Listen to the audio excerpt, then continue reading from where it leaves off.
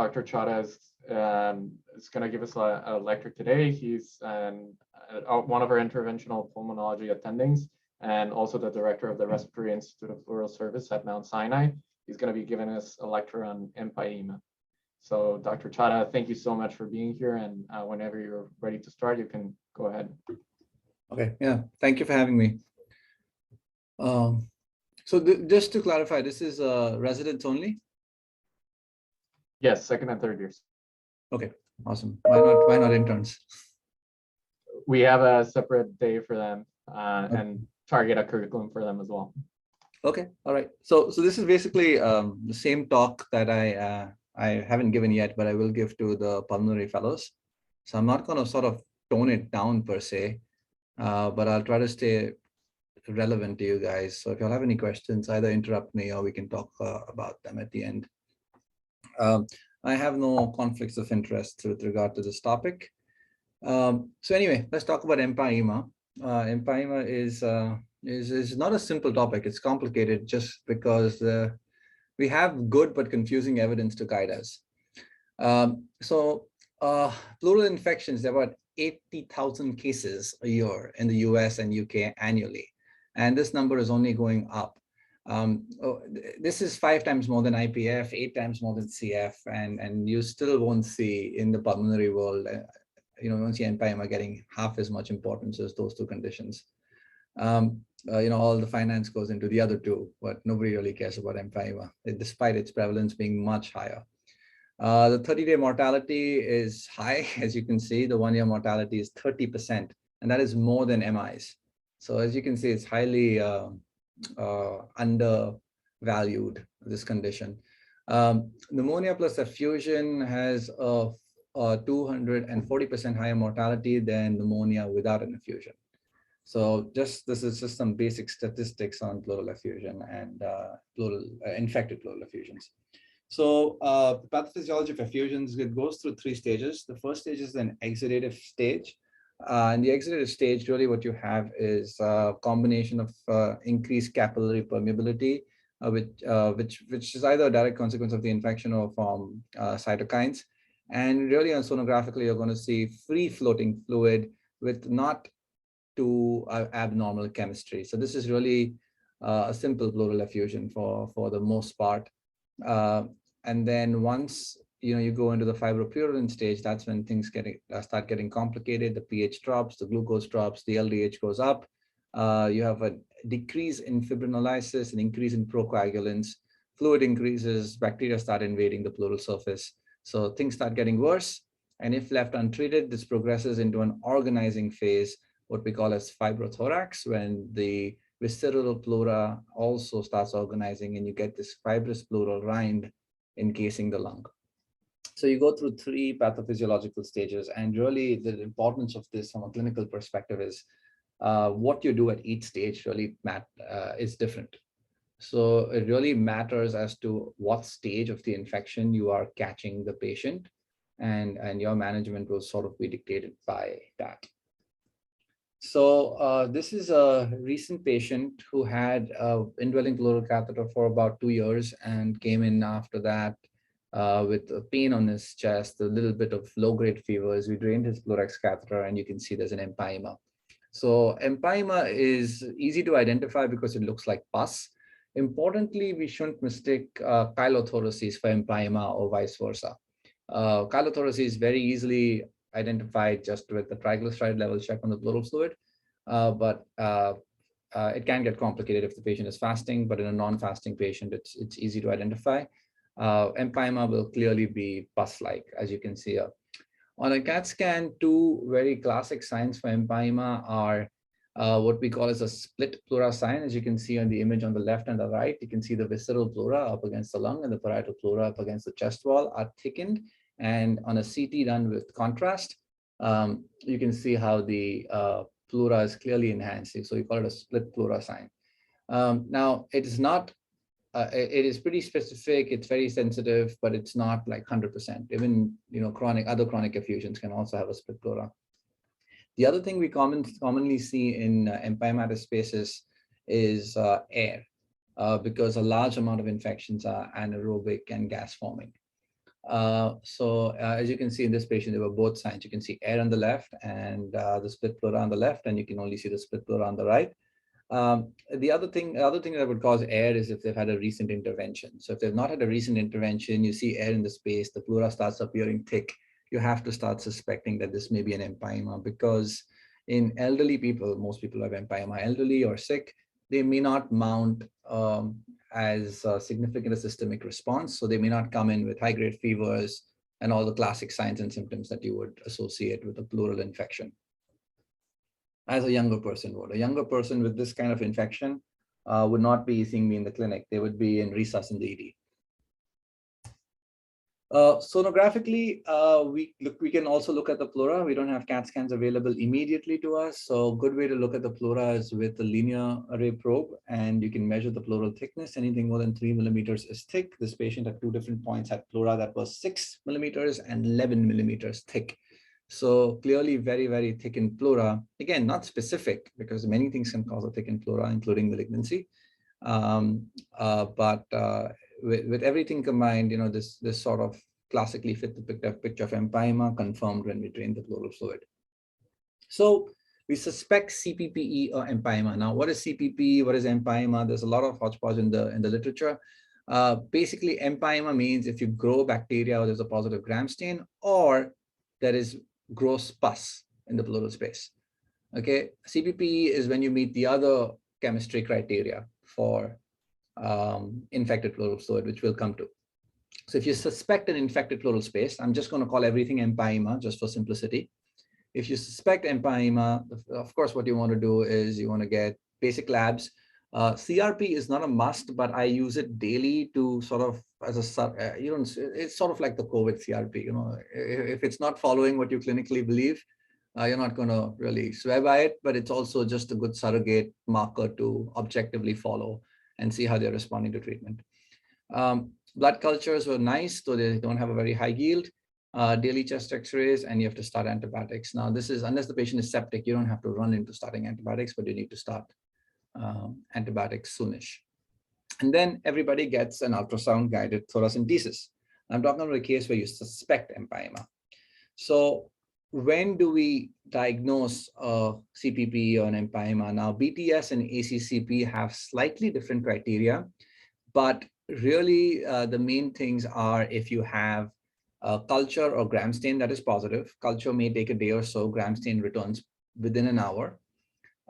If you have pleural fluid chemistry that is abnormal. Now, the chemistry signs you're looking for are a pH less than 7.2 or a glucose less than 60. Okay. BTS says glucose less than 40. That just makes it a little more specific and a little less sensitive. So these, you don't want to swear by these numbers, but rough numbers to remember are a pH less than 7.2 and a glucose less than 60. And a sort of a lesser sensitive criteria is an LDH level more than 1,000. So any of these, if present, or if you have a positive gram stain or culture, would indicate that the pleural space is infected. All right. ACCP has this weird criteria about size of effusion. It's sort of really to guide. The reason we use these criteria is that if you think the space is infected, you want to put a chest tube in, not just do a thoracentesis. Okay. So ACCP, I think, puts that size criteria in there just to say that just put a chest tube in if it's a big effusion. Don't just try to drain it all with the thoracentesis.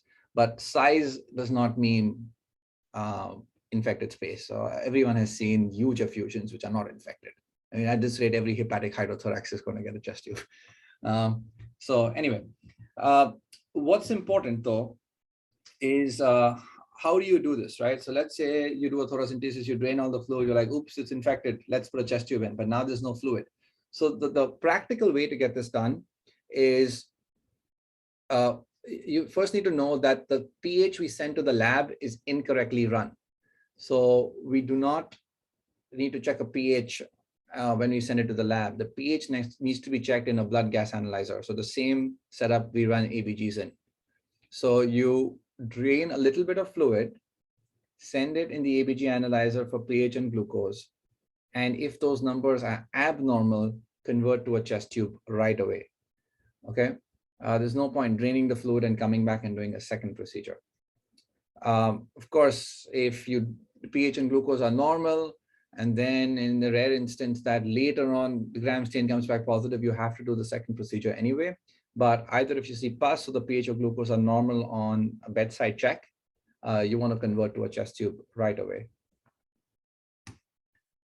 So importantly, while pH is the best criteria, it is not absolute. In big studies, the ROC curve was approximately at 0.9. Caveats also include that if you have a Proteus infection, as in urinary tract infections, the pH will tend to be higher and may not be less than 7.2. And then there's another thing about locules, because once you get into the fibronopurulent stage, you get a lot of septations in the pleural space, and the pleural space tends to have locules, and some locules may not behave the same as the other, and there may be a chance finding that your needle during the thoracentesis is not in a locule that is actually manifesting these complicated chemistry findings. I'll actually show you a good example of that. Glucose is the second criteria I mentioned, and it has a very good concordance with pH. So glucose and pH together are fantastic to use. And if you look at the CCP and BTS criteria, if you use all of them, because patients need any one of them to be positive, your sensitivity to detect infected effusions is 97 or 98%. So really, you're going to miss very few effusions if you do this correctly. Now, this is not specific because a malignant effusion will have a high LDH and a low glucose and stuff like that. It's very, very common. So the first step in all of this is to understand that you have to suspect an infected effusion. And then if you meet this chemistry criteria, then you can call it a CPP or an Empyema. This is the locule thing. So this is a case I had just a month back, where you can see this is a complex septated space. And I'm breaking one of the septations there during a pleuroscopy. And you can see that one locule has nicely infected pus in it, and the other one just has malignant fluid. So this is a patient who actually has a malignant pleural effusion, and we were in the space to confirm malignancy. And we can see that clearly there's fluid from malignancy, the serosanguinous fluid on the right, but another locule has clearly infected fluid.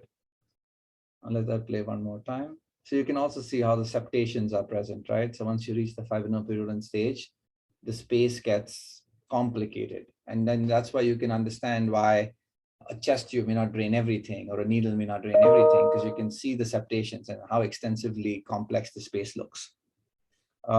Just for comparison, these are two pleural spaces in people who do not have empyema. On the left is a normal pleural space. As you can see, there's just pleural effusion, but the pleura looks absolutely normal and there are no septations. It's all free flowing. On the right, you can see the nodule. So that's a malignant space, basically. So metastatic nodules to the pleura.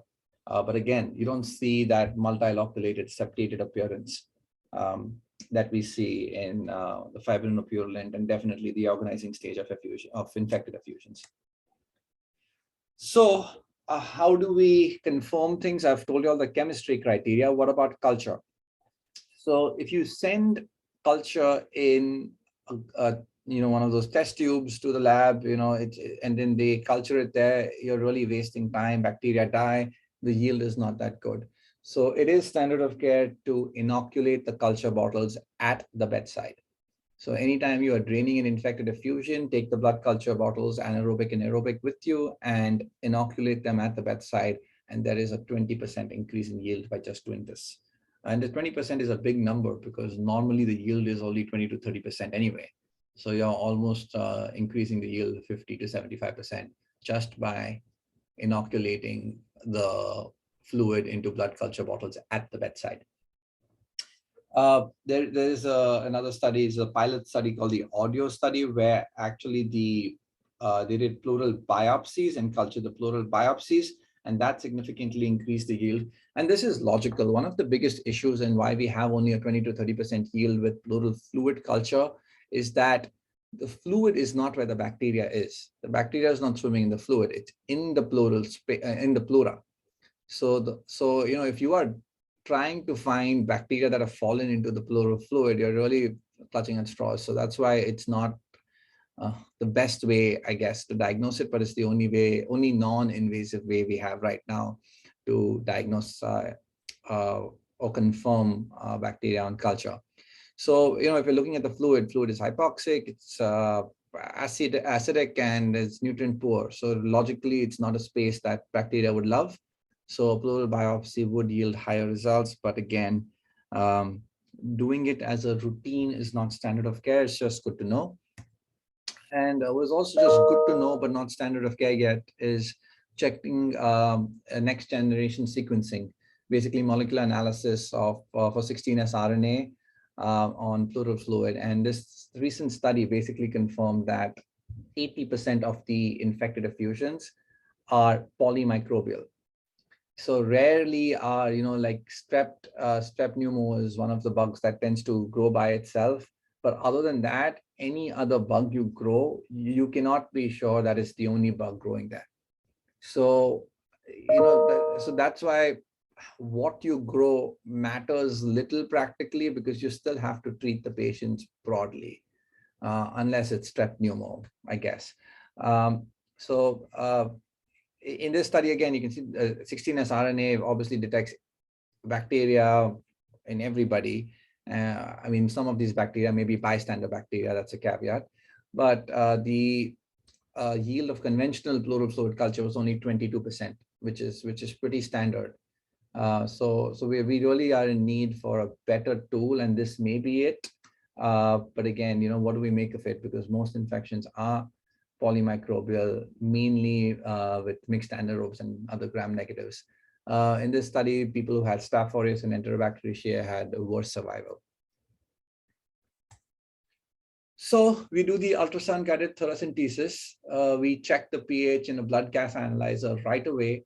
If we see pus, if the pH is low, if the glucose is low, or if the gram stain comes back positive, or later on the culture comes back positive, we need to put an image guided chest tube. And why do we put a chest tube? Why do we drain pleural fluid? I don't think it's a good analogy to call an empyema an abscess, because then we go into the mentality of every empyema should be managed surgically.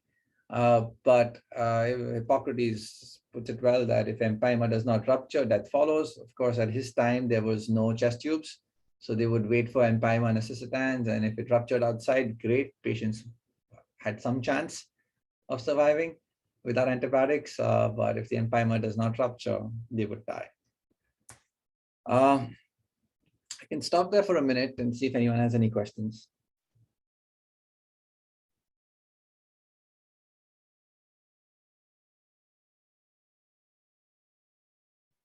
So feel free to unmute yourselves or put it in the chat. You mentioned that the treatment is always surgical, but don't we always have to drain empyema? I said the treatment's not always surgical. So what are the non-surgical would mean antibiotics only? Antibiotics and drainage. And if that does not work, I'll talk about it. Thank you. So the treatment for empyema is starting antibiotics and draining the space with a chest tube. And then you take it on from there. The size of the chest tube does not make a difference in terms of the outcome. The only thing is there's two downsides, one on each side. So if you use a large bore tube like the ones above, and the definition of large bore is variable, but anything 16, 18 French or greater is considered a large bore tube. Anything 14 French or below is considered a small bore. We usually recommend putting in a 14 French tube, which is a pigtail put in with Seldinger technique. So easy to put in, safe to put in, done with ultrasound guidance. Both tubes have same outcomes. The disadvantage of a larger tube is that it can cause more pain. The larger the bore, the more you have to dissect, and the more chest wall it's going through or spreading out, so more the pain. But the benefit is that they are less prone to getting blocked. Smaller bore chest tubes, on the other hand, cause less pain, but they're more prone to getting blocked. So anytime we have a pigtail catheter or small bore chest tube, in other words, in a patient with empyema, they have to be flushed. The frequency of flushing has not been directly studied. So we basically recommend what randomized controlled trials assessing other outcomes have done. And we do 30 cc's every 6 to 8 hours. At the very least, I would say 2 times a day, just from a feasibility perspective, because nurses don't flush pigtails. Twice a day, I guess the morning shift person can do one, the night shift person can do the other. But if we have a pigtail catheter and it's essential we flush it, otherwise they tend to get clogged. The only time I put in a large bore tube is if the small bore tube is not working, or if when you do your thoracentesis, what you're getting out is very thick, viscous stuff, then and I'm not confident a pigtail may be good enough to drain it, then I would then immediately at thoracentesis, I would convert to a large bore rather than smaller bore tube. And this is just a retrospective analysis of the MIST-1 trial. The MIST-1 was the first trial using TPA for empyema, and that surgery, hospital stay, nothing really was different in small versus large bore. The only thing that was different is pain, which was more in the large bore group. Okay, so you put in your chest tube around at the middle part of the algorithm, and you assess the patient right away, like within a few hours, really. And you see, is the patient better? Is the fluid draining? Has the chest X-ray improved? And if the answer is yes, that's it. That's all you need to do. Just keep that tube to suction, let the pus come out or let that infected fluid come out, continue antibiotics, and that's it. Nothing else needs to be done. But if for some reason the fluid is not draining well, then that means there's either something wrong with the tube or there's something wrong with the space, which is not letting the tube drain the fluid, and that needs to be assessed further. And further assessment really means first doing an ultrasound, looking for any loculations or septations, getting a CAT scan if you haven't gotten one already, and possibly thoracic surgery consult if you want to involve them early, but this doesn't mean that they jump to surgery.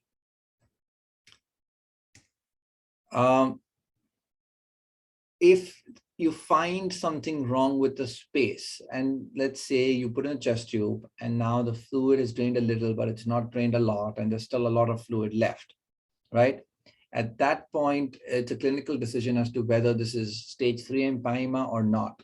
And invariably, it's not going to be, and it's going to be a fibrinopurulent stage empyema. And we, if TPA is not contraindicated, we do TPA and DNAse. Okay, the standard dose of TPA DNAse is 10 milligrams of TPA and 5 milligrams of DNAse done Q12 hours. Now, why does TPA work? I explained initially in the pathophysiology that in the fibrinopurulent stage, there's a decrease of fibrinolysis, increase in procoagulants in the pleural fluid. So really, at the end of the day, TPA really hits that pathway, breaks those septations. The septations, as you saw in the video I showed you, aren't really like strong bands. They are really web-like things that can easily lyse.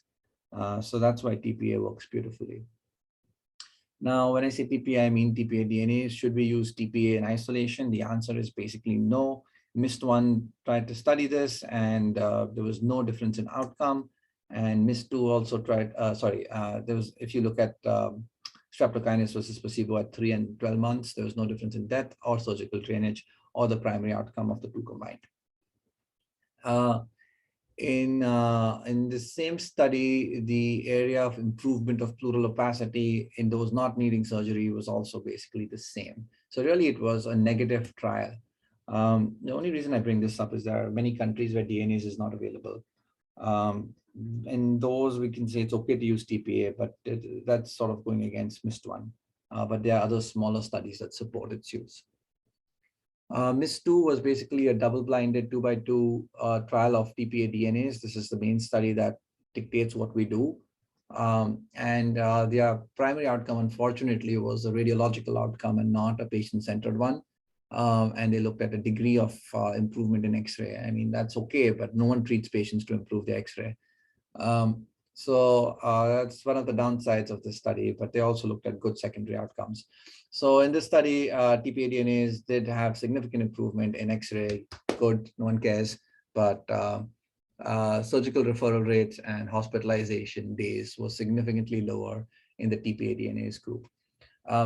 What's important to see here, and I'll harp on this a little more later, is that how many people needed surgery in the placebo group? 16%. In MIST 1, 14%. So if you call thoracic surgery early and they operate on everyone, 84% of the people are getting operated on who should not get operated on. Okay, so saline works. Saline itself breaks those adhesions. So flush every chest tube, and most patients won't even need TPA and DNAse, and definitely not need surgery. Now, extend that argument to saying that you flush and it's still not working, then you use TPA DNAse. Only 4% of the people need surgery. So if you start operating on everyone who fails flushing, you're operating on 96% of people who should not be operated upon. So really, that's why the analogy of equating empyema with appendicitis, with abscesses is nonsense. I mean, it is not truly a surgical disease. Okay, that is a big misconception of the past. And again, I'm going to talk a little bit more about this. And yeah, of course, you spend lesser time in the hospital with the TPA DNAse compared to placebo, and both individually. One thing you have to be wary of is you're giving TPA, so it can cause bleeding, but the bleeding is always local if it happens. I personally have never seen somebody who has required a blood transfusion after bleeding from TPA. I have seen bleeding after TPA, hemothorax. There were 2 people in this study, but I've never seen a serious, it doesn't mean that won't happen, right? So you have to be more cautious in someone who's coagulopathic or on anticoagulation in those patients, sort of a risk-benefit question as to whether you should use TPA DNAse or not. This is one study where they, from MGH, basically 66 patients, and nobody had a bleed when they weren't on anticoagulation, and you can see people on anticoagulation, 12 of them had a bleed. So basically 33% of those on anticoagulation had a local bleed. But again, none of them requiring transfusions, or no one died or anything, but they still had a hemothorax, and that's a big deal. In the MIST-2 trial, what they did is, and this is again one of the weird parts of the study, is that you had an empyema, you put a chest tube in, and you're randomized to placebo or TPA DNAse and everything right away. I mean, no one does that. Like, you come to the hospital, let the ED give TPA DNAse. Nobody does that. Okay, so basically, if needed, dosing is the right way to go. And this is what this observational study looked at. So really, you wait for some time, I mean, a few hours, at least maximum a day, see if your chest tube and antibiotics are working. If not, then give TPA DNAse. Okay, and this is what the study did. Same thing, 90% plus patients avoided surgery and did well. Radiological stuff also improved, which again, as I said, is not the reason we treat patients, but they looked at it. That's the problem, you know, MIST-2 did a radiological outcome. After that, like 50 studies have looked at radiological outcomes because you have to mimic the gold standard, which is funny. So the other thing is convenience, right? So TPA DNAse is administered by, in most hospitals in the US, by either residents or fellows, and you guys have no time because attendings are too lazy to go down and do it themselves.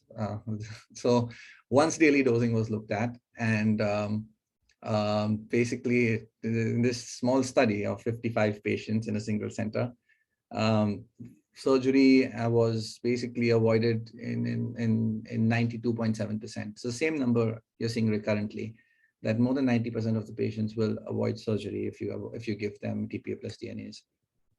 This study looked at lower doses, and they had the same results. And then we look at dose duration. So a lot of people give TPA DNAse as direct, like you needed to take it 2 times a day for 3 days because that's what MIST-2 did. Yes, that's what MIST-2 puts in their protocol, but even if you look at MIST-2, only 29% of the patients got all 6 doses. And look at top left, basically. And in MIST-1, only 12.5%. So really, you have to only continue it until needed. Okay, there's 2 downsides of keeping it going. Number one is you can have a hemothorax with the 3rd or 4th dose. So if it was an unnecessary dose and you have a complication from it, that's bad.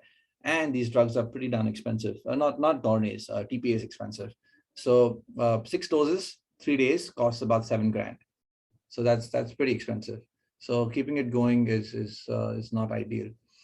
So anyway, this study looked at what if you have to extend it further beyond 3 days. And anyway, they got the same results in the 20 patients that they extended it compared to those that they did not extend it. So really it is catered to the patient. Some people may need only 1 dose, some may need 2, some may need 3, some people may need longer doses. The way I do it is you put a chest tube, we flush, we assess it within a few hours. If it's not draining, we start TPA DNAse unless contraindicated. We consult thoracic surgery. And if 2 to 3 to 4 doses of TPA DNAse is not working, then we push for VATS. So VATS is not the reflex away.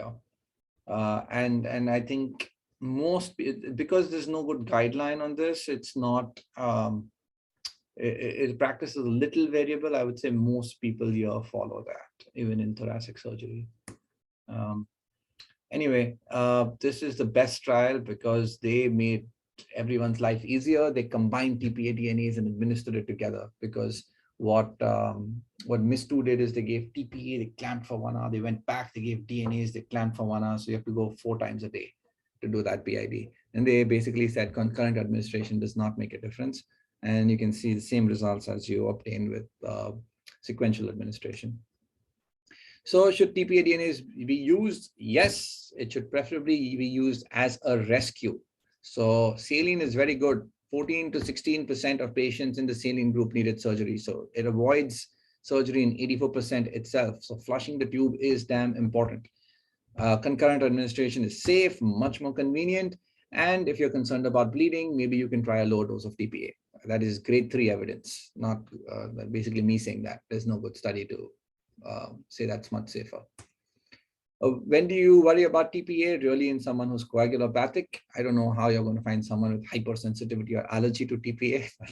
They've probably got it for something else and found out. But the big one is a bronchopleural fistula.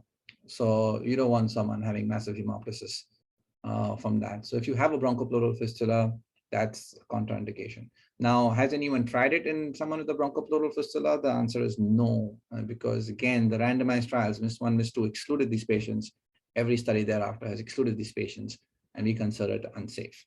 So because they excluded them, you don't want to be the first person to find out the bad news, so don't use it in someone with a bronchopleural fistula. Okay, so before I go on to this, any other questions?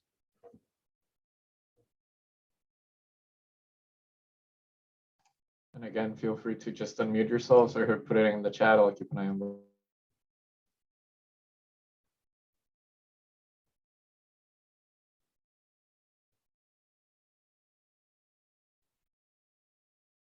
Okay, I guess not. So the short answer to which to do first, right? And when you say first, doesn't mean you see a patient with empyema and you take them from the ED to the OR.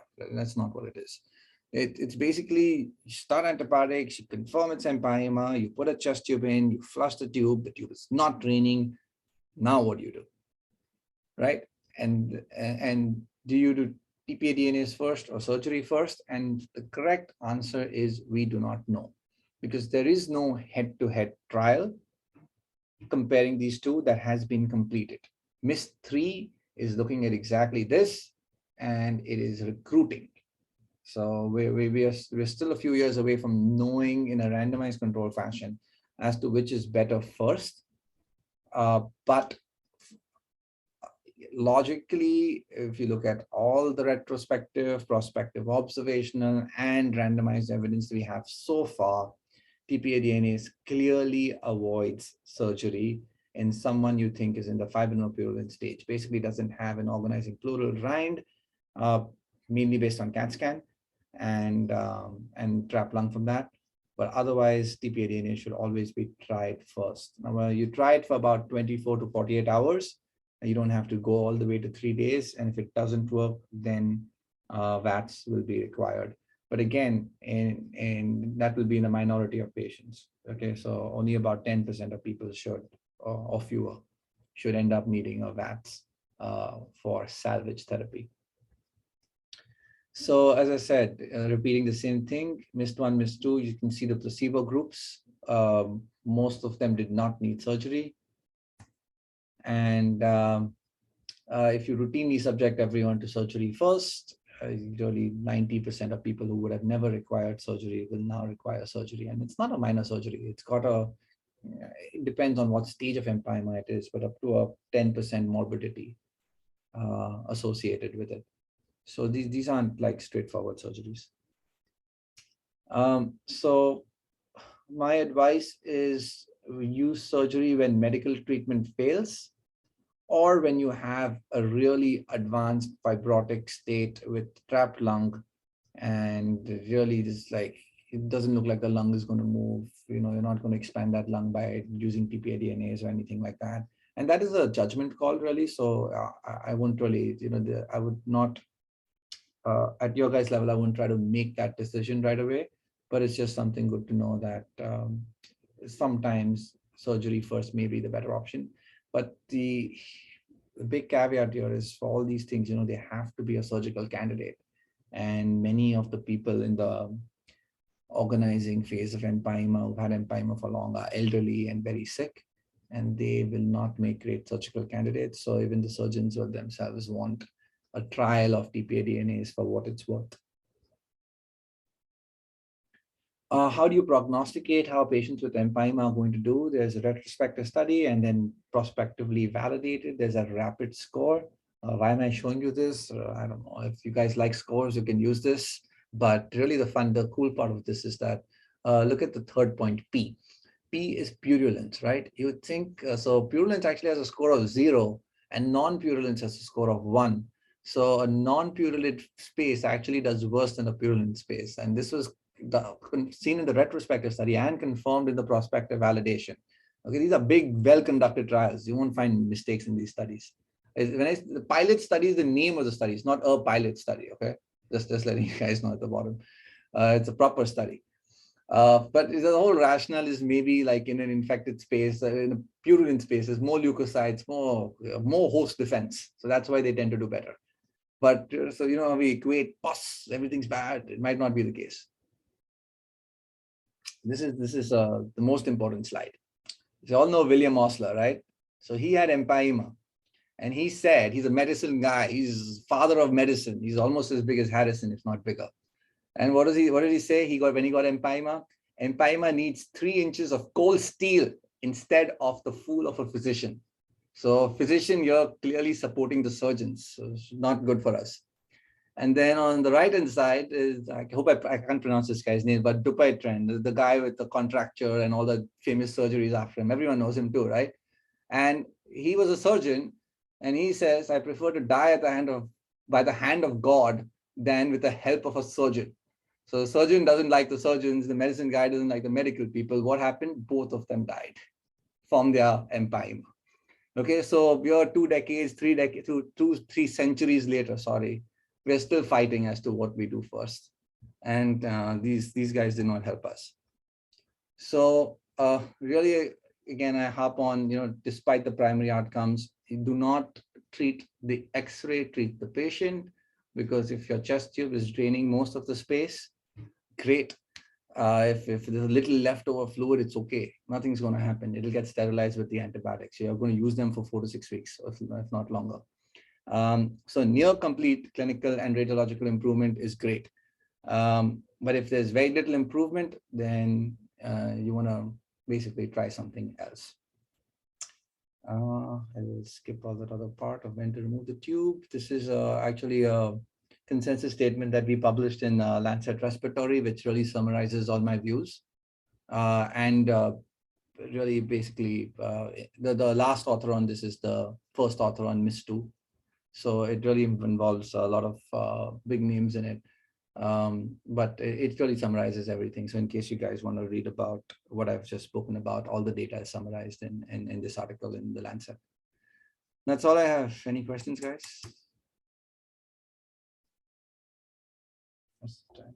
Okay, 44, not bad. Thank you, Dr. Chaddha. Could you comment on if there's ever been any, even attempt at local therapy, like using intrapleural, local antibiosis or something of that sort? I read your mind. That's why I pulled up this slide. So basically the infection is not in the pleural space. The infection is in the pleura. So that's why people have tried it and it's failed. So you inject antibiotics into the pleural space, it doesn't get to the pleura. So that's really the issue. That's why we have diagnostic issues and therapeutic issues. Thank you.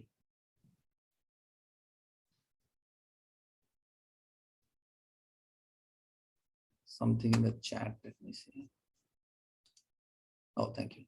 Thank you, Matthew. Okay, no questions. I will let you guys go, Ali. Thank you so much. Thank you so much for being here, Dr. Chaddha. It's a great lecture for everyone. This lecture has been recorded and will be uploaded for future review. And again, thank you so much. Have a good Thanks, day. bye.